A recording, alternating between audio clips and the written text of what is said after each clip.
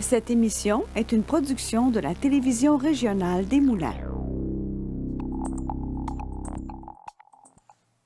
Ce soir, à Vue d'ici, on s'intéresse tout d'abord à l'accompagnement des personnes qui vivent avec un problème de santé mentale. On en discute avec Estelle Dionne. Et en deuxième partie, nous recevons Cassandra Martel qui vient nous parler de verdissement. Restez avec nous, car ça commence maintenant.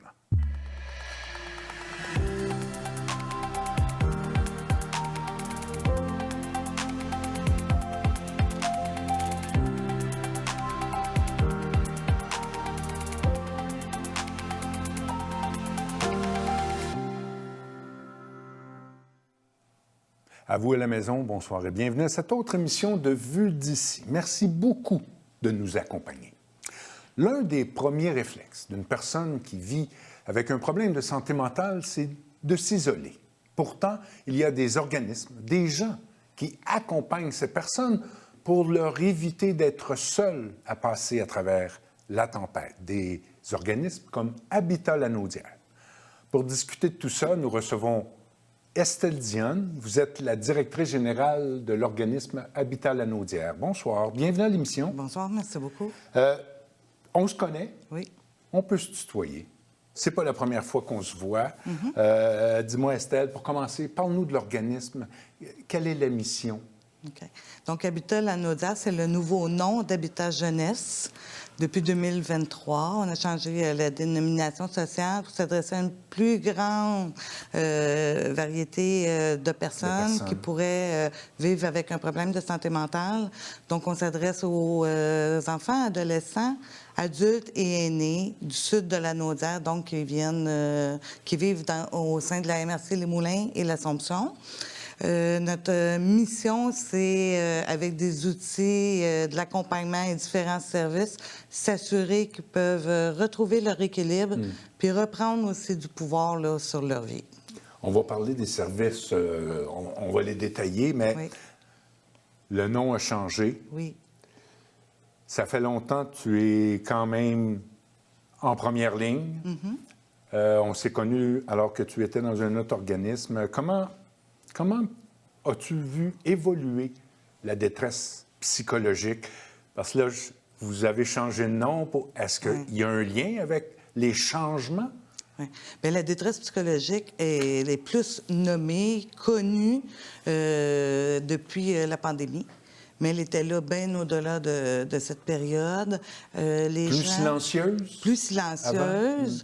Puis les gens aussi, les personnes qui vivent avec un problème de santé mentale, puis là, je parle de diagnostics comme, par exemple, faire des crises d'anxiété, des crises d'angoisse, vivre de la détresse psychologique, mais ça peut être aussi avoir des troubles de l'humeur, des troubles de personnalité, des troubles psychotiques. Donc, différents éléments qui sont regroupés là, au sein de la psychiatrie. Fait que les gens ont souvent honte d'avoir un diagnostic, ils se sentent différents, sont souvent stigmatisés ou étiquetés aussi par l'ensemble de nos préjugés. Donc, ils sont discriminés dans les différents services. Les gens ont honte. Oui. Comment se fait-il avec tout ce qu'on entend, tout ce qu'on voit, les publicités? On n'a pas arrêté de dire il y a plusieurs années, messieurs, parlez. Oui. Pourquoi cette honte-là reste? Bien, c'est quelque chose qu'on ne voit pas, hein? Quand que ça se passe entre nos deux oreilles. Par exemple, quelqu'un qui se blesserait, comme je t'ai mentionné tantôt, à une jambe, va avoir... on va être en béquille, c'est quelque chose de visuel qu'on peut reconnaître. Alors que quand on vit de la détresse psychologique ou encore des crises de mal-être, c'est quelque chose qu'on ne voit pas. On va souvent l'observer sous forme d'attitudes différentes ou des comportements qui peuvent être dérangeants. On dit souvent aussi, pour revenir un peu aux jeunes, on dit souvent que les jeunes, oui, inventent des choses, mais ils reproduisent. Est-ce qu'ils reproduisent des gestes, des sentiments, des émotions? Est-ce que le monde des adultes est un bon exemple pour les jeunes? C'est une grande question, ça. Oui. Mais moi, je pense qu'il y a des bons adultes il y a des bons jeunes. Puis je pense que vivre un problème de santé mentale ne qualifie pas si la personne, elle est bonne ou pas bonne. Parce qu'on est tous à risque de vivre avec une problématique de santé mentale, peu importe ce qu'on vit.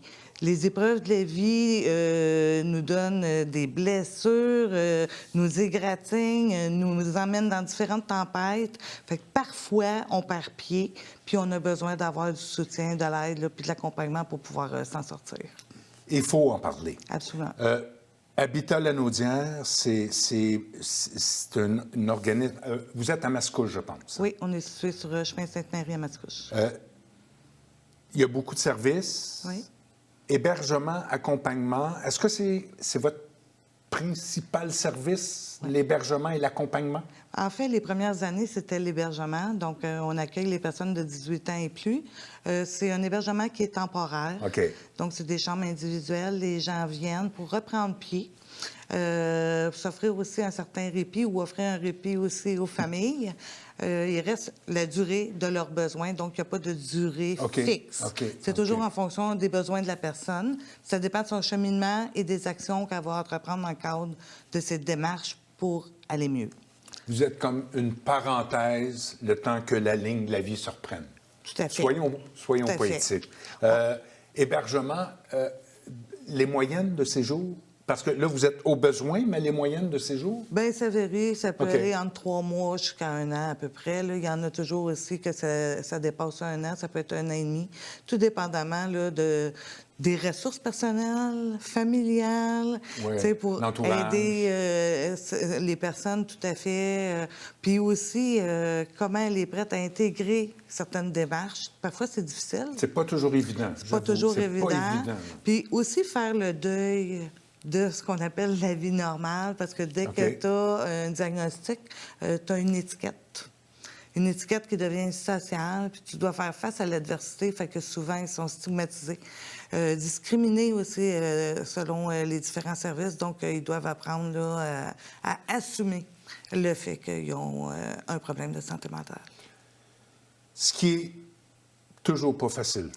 C'est vraiment pas évident. C'est difficile. Hébergement, je fais un lien avec, parce que si vous êtes une parenthèse, il y a un logement qui doit se trouver. Quelle est la difficulté que l'organisme a et que ces gens-là ont à se retrouver, à reprendre? On offre du service de recherche de logement. C'est pas évident avec la hausse du coût du logement, un parc quand même de logements assez restreint, peu de développement de logement social. Puis c'est difficile aussi de faire de la cohabitation quand tu arrives avec ton lot de problématiques, peu de ressources, puis que tu vis en colocation avec quelqu'un qui a ses propres problèmes, ses difficultés. Des fois, ça fait certaines difficultés, ce qui fait qu'on recherche à ce moment-là un autre logement. Donc, souvent, la recherche de logement, les gens soit abandonnent et demeurent à l'endroit du départ qu'ils voulaient quitter. Parfois, retournent dans leur famille. Puis, il y en a certains aussi qui vont en itinérance. Ils perdent leur logement. C'est un grave impact. Tout à fait. Un grave impact.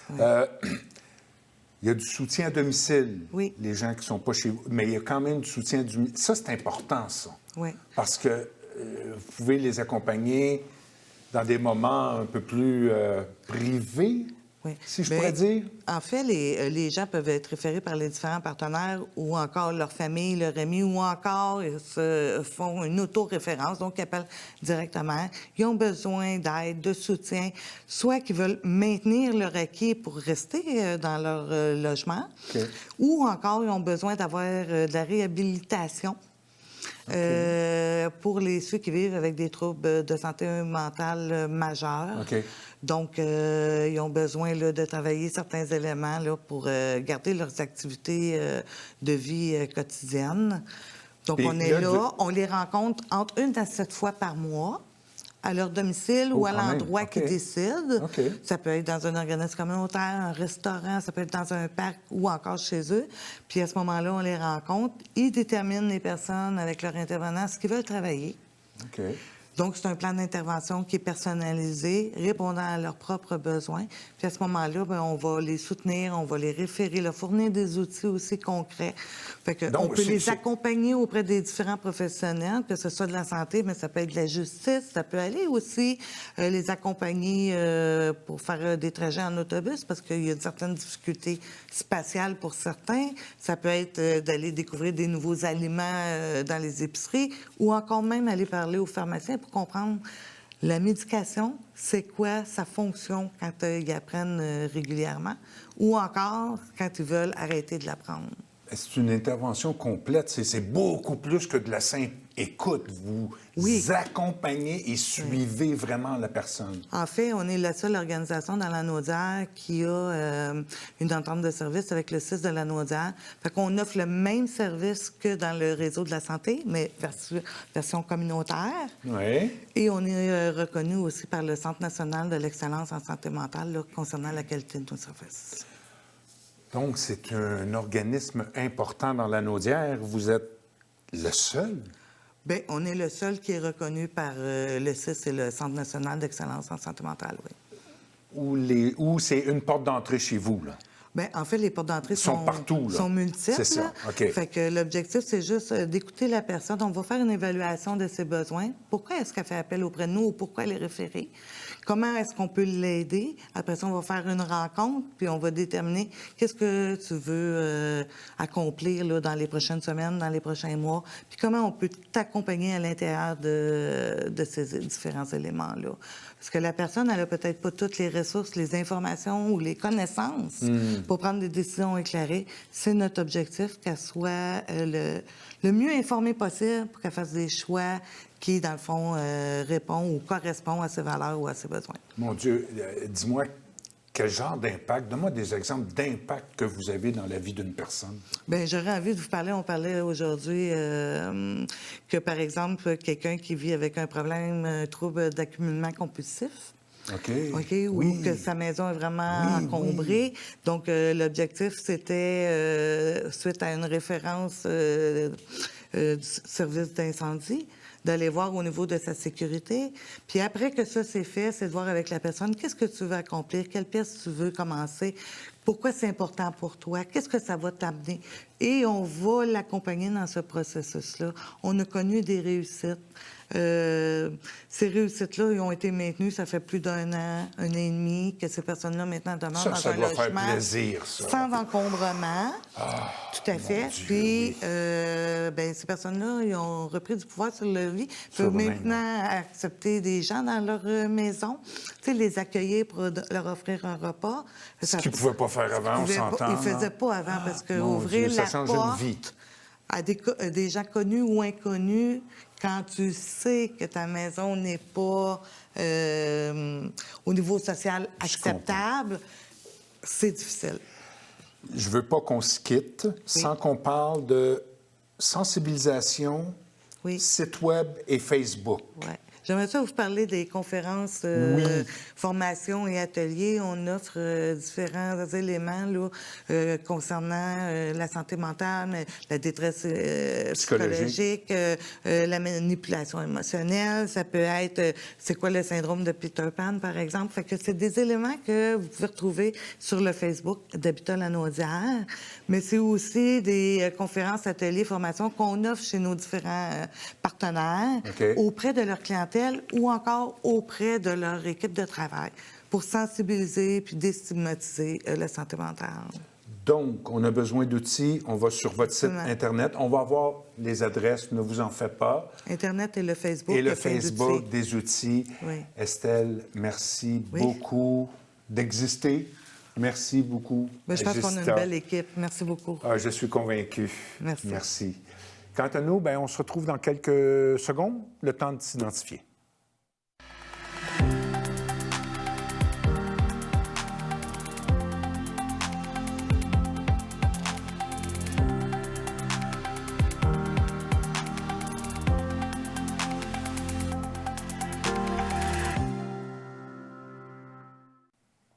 De retour avec vous. À l'approche du jour de la Terre, c'est le 22 avril, on aimerait vous parler de verdissement avec notre chroniqueuse Cassandra Martel. Salut Cassandra. Bonsoir. Alors, verdissement, tu veux nous parler de quand même deux belles initiatives, Ville-Éponge et Sous les pavés. Oui. Il va falloir que tu m'expliques ça, là. En fait, c'est comme une belle opportunité de vous parler de ça. On a été mandaté, le CRE-Lanaudière, on est maintenant porteur Comité régional en environnement de la de Naudière. la Naudière. Donc, on est maintenant étiqueté. On peut faire des projets qui sont ville-éponge et depuis cette année, on peut aussi faire des projets sous les pavés. Les deux visent une déminéralisation, donc des meilleures pratiques éco-responsables pour enlever le béton remplacé par les végétaux.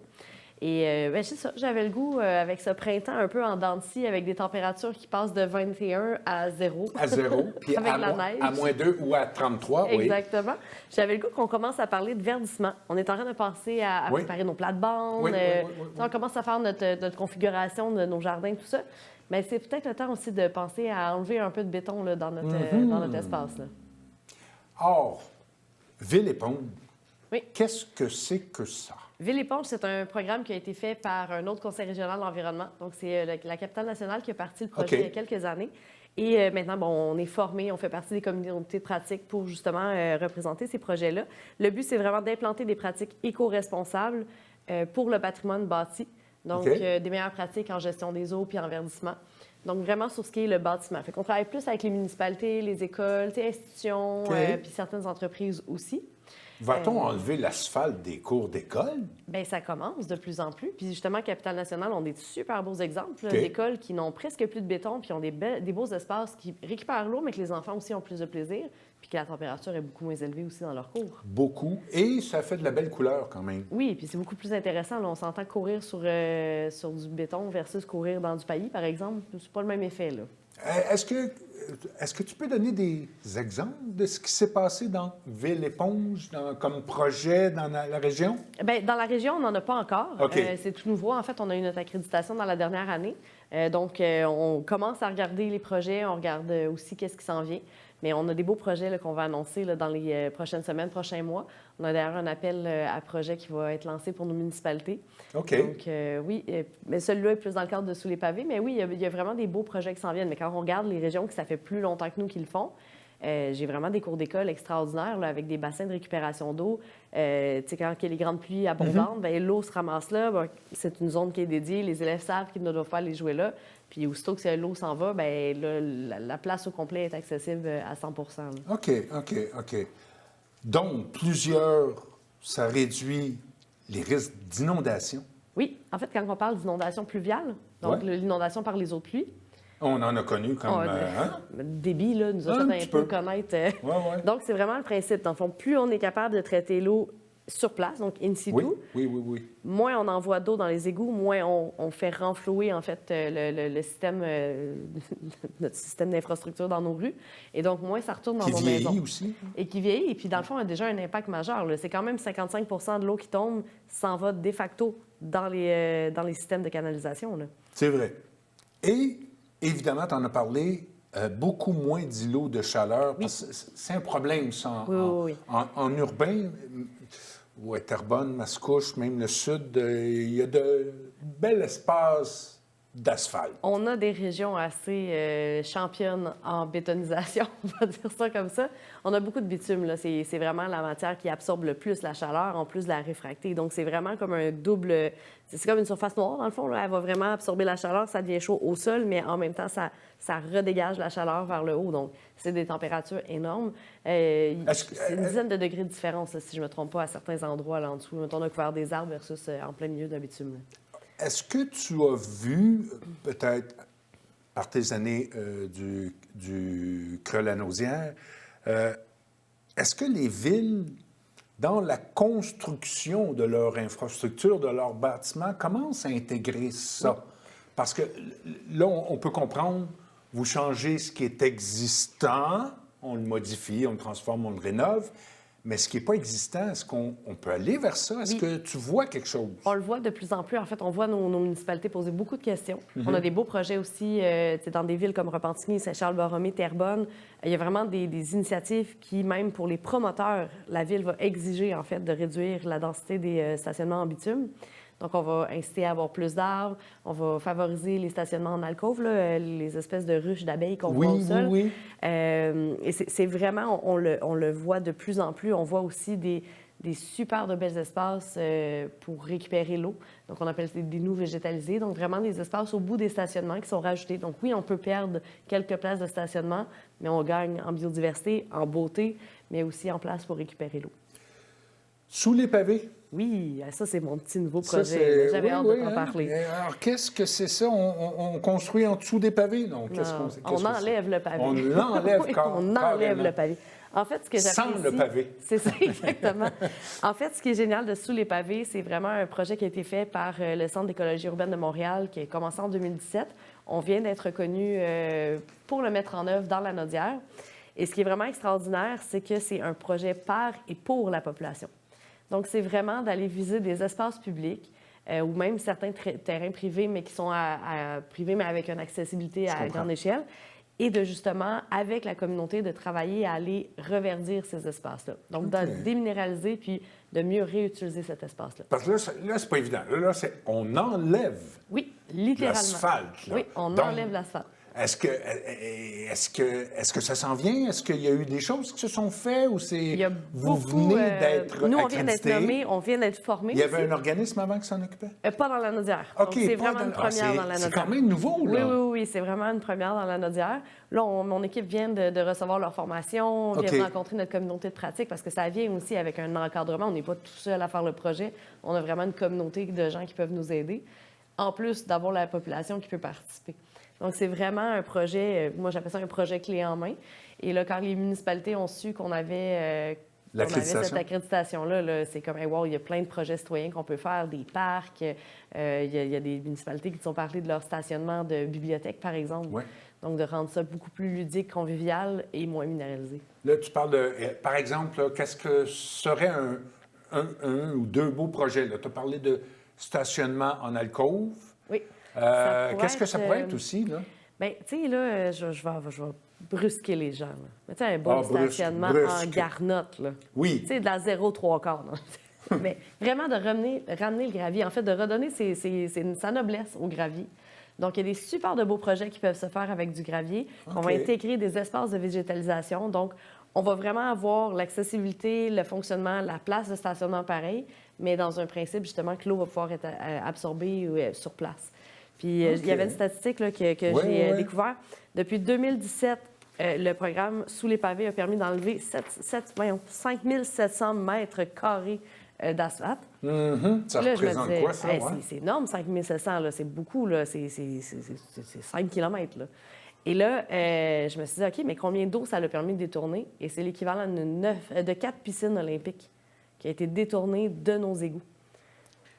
Donc, parce qu'on a verdi, c'est le sol qui a épongé et l'eau, donc, au lieu d'aller dans nos donc, au lieu de mettre le fardeau sur notre système, donc de causer des frais à la municipalité et donc à nos comptes de taxes, c'est les espaces qui ont retenu l'eau. Et là, en plus de ça, c'est miraculeux. Puis là, je devrais peut-être pas le dire à voix haute parce que dans la Naudière, c'est un enjeu, là, mais ça recharge les nappes phréatiques. L'eau est traitée directement sur place. Elle s'en retourne dans sa nappe phréatique au lieu d'aller dans le système de traitement des eaux. Parce qu'il y a une grande importance à le faire. Tu nous as envoyé certains chiffres qui m'ont quand même surpris. En milieu urbain, plus de 75 du territoire peut être imperméable. Est-ce qu'on a un genre d'étude pour notre région? En fait, ou est-ce qu'on est considéré urbain? On est très urbain. Parce que puis je te dirais que dans le 75 là, il y a des villes que je nommerai pas parce que là, je ne ferai pas de compétition. Mais j'ai des villes qui sont à plus de 75 dans leur bétonisation. Là. Parce que quand on dit imperméable, c'est-à-dire, là, c'est égout.